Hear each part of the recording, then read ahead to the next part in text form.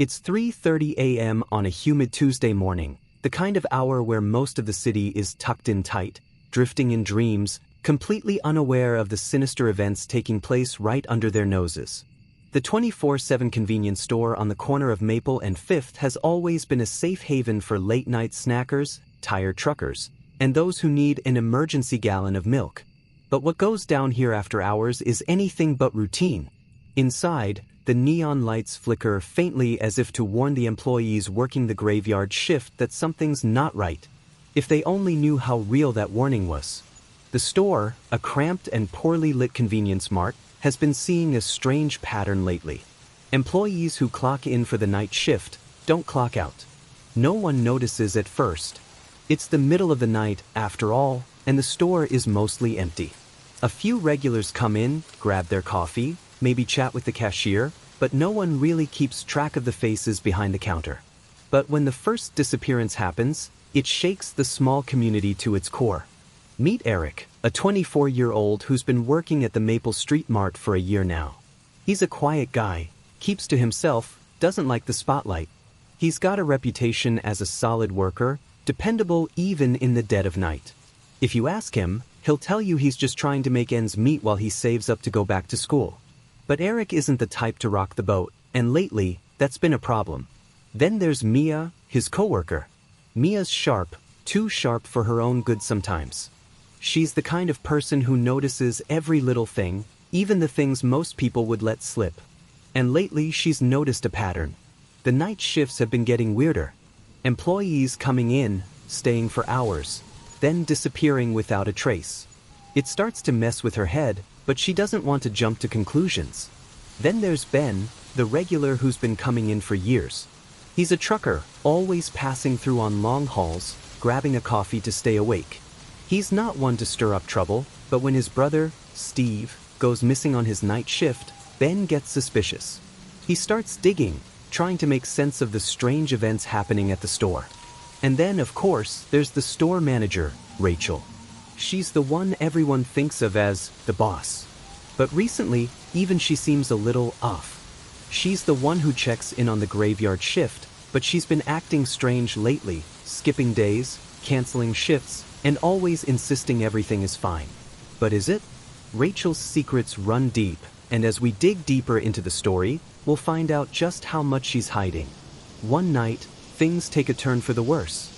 Eric and Mia are working together on the graveyard shift. The store is dead quiet, the kind of silence that's almost suffocating. The hum of the refrigerator units and the occasional click of the security cameras are the only sounds that break through the stillness.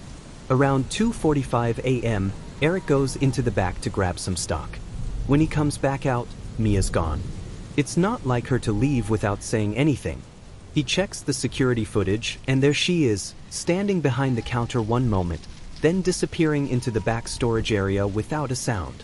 At first, he thinks maybe she went to the bathroom or stepped outside for a smoke. But when she doesn't come back, panic sets in. Eric checks every aisle, every corner of the store, calling her name. Nothing.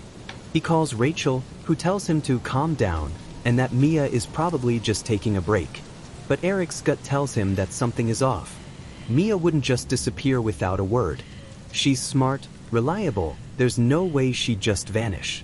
The next few hours are a blur of confusion. Eric can't shake the feeling that something is wrong. And then it happens again. Another employee vanishes. This time it's Steve, the guy who worked the shift right before Eric. He was just stocking shelves in the back and then, poof, gone. No sign of a struggle, no indication of what happened. Just a clean disappearance. By the time the sun starts to rise, no one can ignore the truth any longer. Something is happening at the Maple Street Mart. Something deadly. Ben, the trucker, is the first to start piecing things together. He begins questioning employees, asking them about the strange disappearances. But everyone is either too scared to talk or too oblivious to notice. That's when Ben takes matters into his own hands, digging deeper into the store's history. What he uncovers shakes him to his core. The store has a dark past, one that has been buried for years. As Ben uncovers more, the pieces start falling into place. He discovers that the store has been the site of several unsolved disappearances over the years, each one connected to the graveyard shift.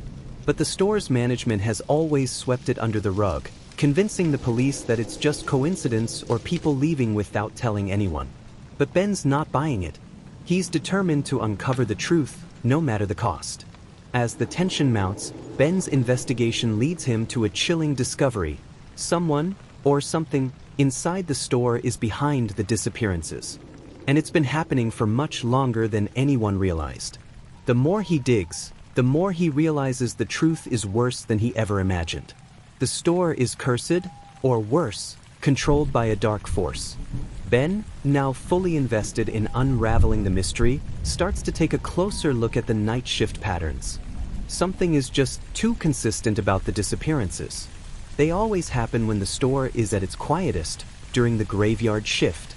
Employees who were once reliable, now missing without a trace, as if swallowed whole by the night itself. The police are no help.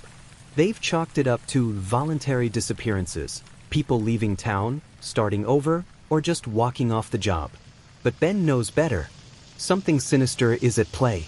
He spends hours going through old security footage, digging through police reports, and even chatting with old employees who had left the store under odd circumstances.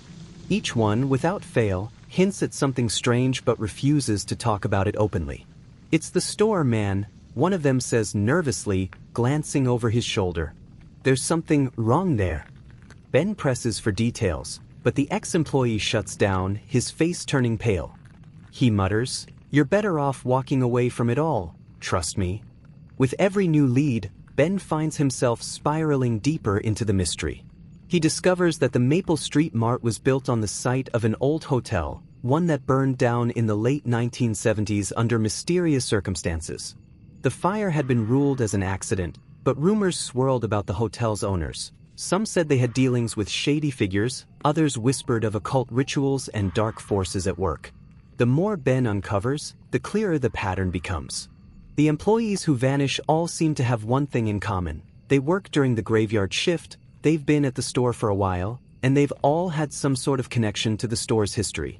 It's like a curse, one that's tied to the building itself. Ben starts to put everything together, connecting dots that no one else would have thought to link. The disappearances aren't just a random series of events, they're deliberate, calculated. Someone is using the store, the graveyard shift, as a cover to carry out something far more insidious. One evening, after work, Ben decides to stay late and observe the store from a distance. He hides in the shadows, watching the employees clock in for their shifts, their faces familiar, but their fates uncertain. Ben can't shake the feeling that something is watching him back. The store seems alive, as though the walls themselves are breathing, hiding secrets in every corner. He spots Rachel, the manager, locking up the store after her shift. Her eyes flick to the parking lot before she leaves, a quick, nervous glance, almost like she's making sure no one is following her. Ben makes a mental note of it, his gut telling him Rachel knows more than she's letting on. But just as Ben turns to leave, he hears the unmistakable sound of footsteps behind him. When he turns, no one's there. Just the oppressive stillness of the night. He feels a cold chill run down his spine.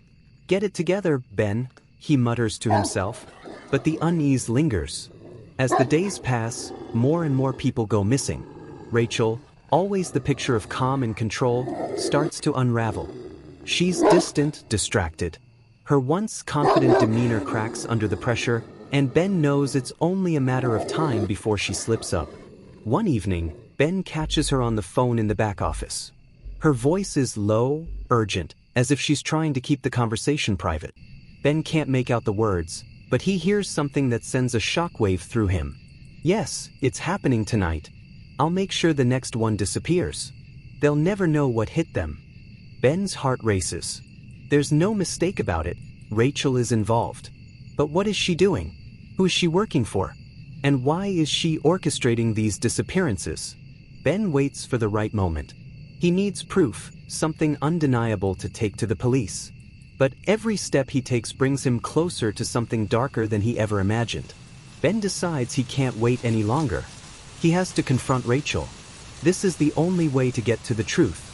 He walks into the store one last time, determined to get answers. It's another quiet graveyard shift, the kind that has become all too familiar. The store is mostly empty, the few customers drifting in and out, unaware of the terror lurking just beneath the surface. He finds Rachel in the back room, staring at a piece of paper with strange symbols scrawled across it. She looks up, startled, and for the first time, Ben sees the fear in her eyes. But it's not the fear of getting caught, it's the fear of something much, much worse. "Ben, you don't understand," she whispers, her voice shaking. "I never wanted any of this. It's not just the store, it's the whole damn town. It's cursed and there's nothing I can do to stop it." Ben stares at her, confused. "What do you mean? What are you talking about?" Rachel looks away, her face pale. The disappearances, the deaths, it's all tied to the fire. The people who died in that hotel, they never left. They've been using the store as a way to bring more souls into their fold. And I'm part of it. I have no choice. Ben steps forward, trying to process the madness of her words. "What do you mean you have no choice?" Rachel's eyes well up with tears. "The people who own the store, they made a deal. I had to help them. I had no choice. I thought I could just work here and let the rest of it slide, but it's all part of something much bigger. It's too late now, Ben. They're coming for you next."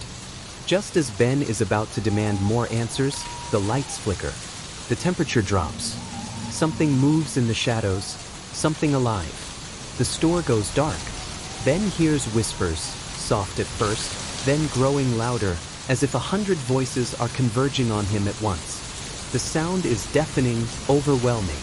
He tries to move, but his legs feel like they're glued to the floor. The last thing he hears before everything goes black is Rachel's voice, barely audible above the cacophony of whispers. "I'm sorry, Ben. I didn't want this for you." The police find the store empty the next morning. There's no sign of Rachel, Ben, or any of the missing employees. The security footage is mysteriously erased. No one can explain what happened during that final night shift. Some say the store is cursed, others claim it's a place where people vanish without explanation. But the truth? Well, that's a story no one will ever fully know. As for the Maple Street Mart, it's still standing, but no one dares to work the graveyard shift anymore. Some things are better left undisturbed. If you enjoyed this chilling true crime story, don't forget to join the CrimeBot Chronicles family. There's plenty more true crime stories, mystery and suspense waiting for you. Stay curious and stay safe. Don't forget to hit that subscribe button, like, and turn on notifications so you never miss a chilling case. Comment your thought, share this story to keep others aware. Evil often hides behind a smile.